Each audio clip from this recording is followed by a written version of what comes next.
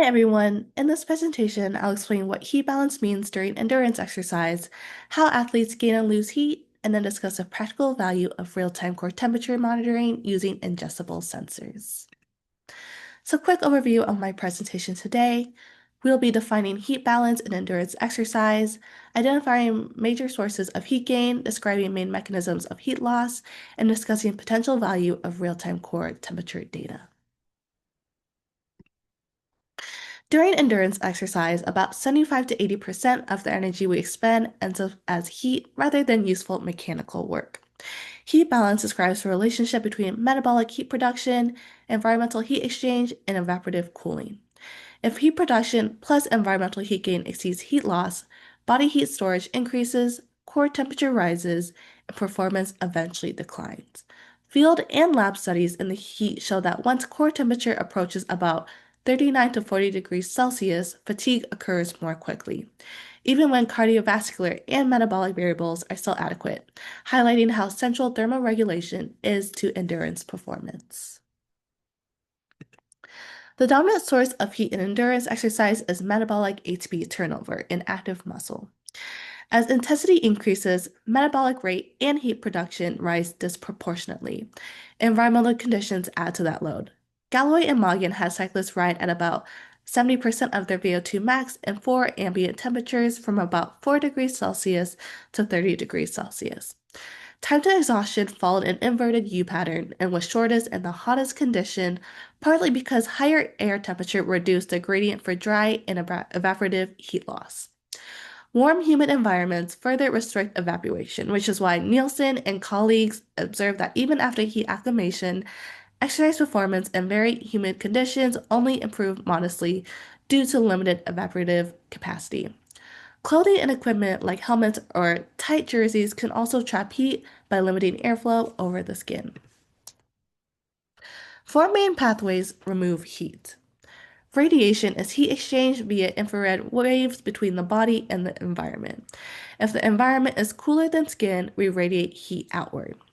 Conduction is direct heat transfer to cooler objects, like immersion in cold water or applying a cold towel to the neck. Convection involves moving air or water over the skin. Increased airspeed, for example, from running or cycling, enhances convective heat loss as long as air temperature is below skin temperature.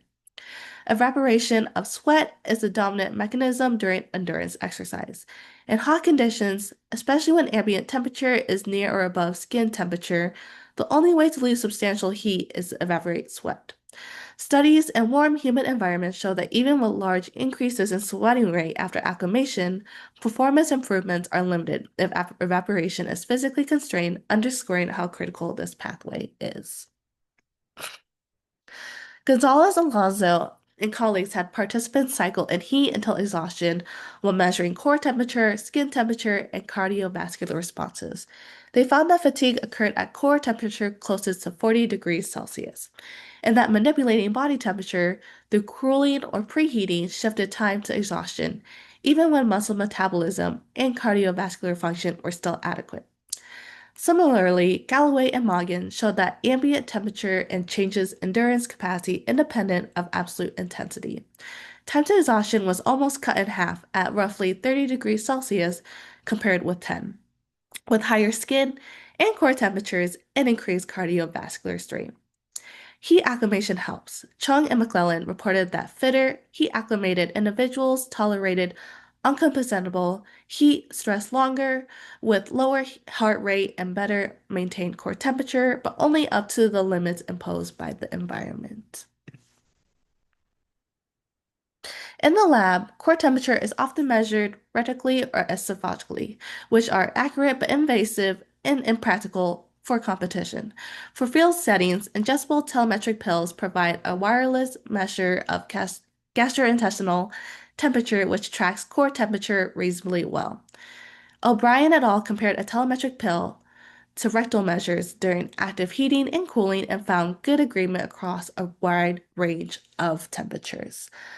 Bongers and colleagues later described a standardized protocol for using ingestible temperature pills to monitor gastrointestinal temperature during exercise, emphasizing when to ingest the capsule, how to record data, and common sources of error.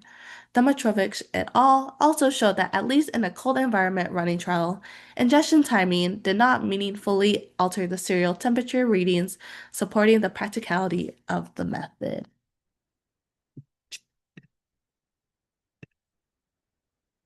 From an endurance athlete's perspective, real-time core temperature data adds value in three main areas. First one is safety. Many athletes can tolerate core temperatures close to 39.5 to 40 degrees Celsius, but beyond the risk of exertional heat illnesses rise. Monitoring core temperature with an ingestible sensor allows medical or performance staff to identify individuals whose temperature is climbing rapidly or approaching critical thresholds and to intervene with cooling or pacing adjustments before collapse. Second is performance pacing. Because core temperature tends to rise with both intensity and duration, athletes may naturally slow down when they approach their own critical core temperature.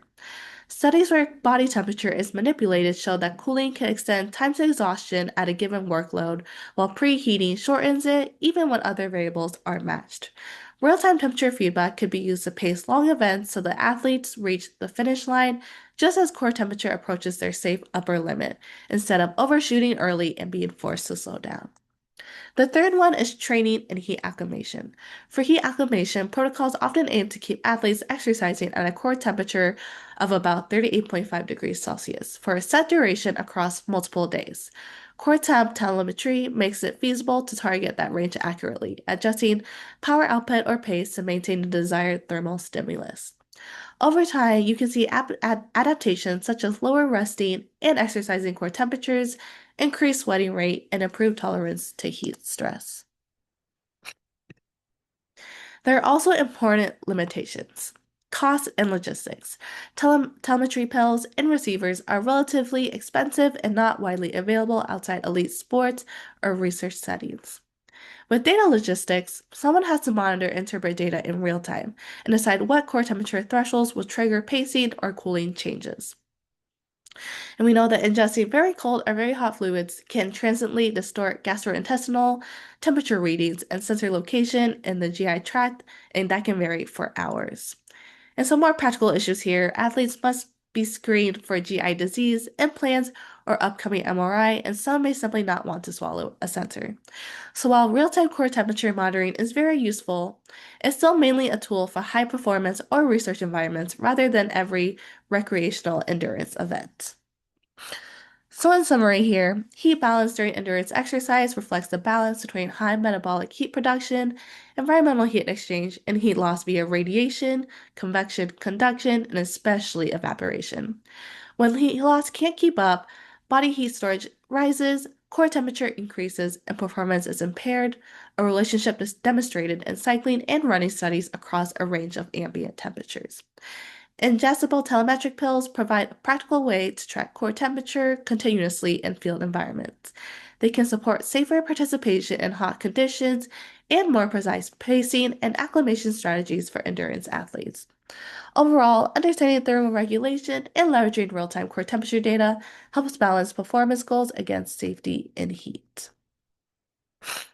Here are my resources that I used, and that's all I have for you. Thank you for listening.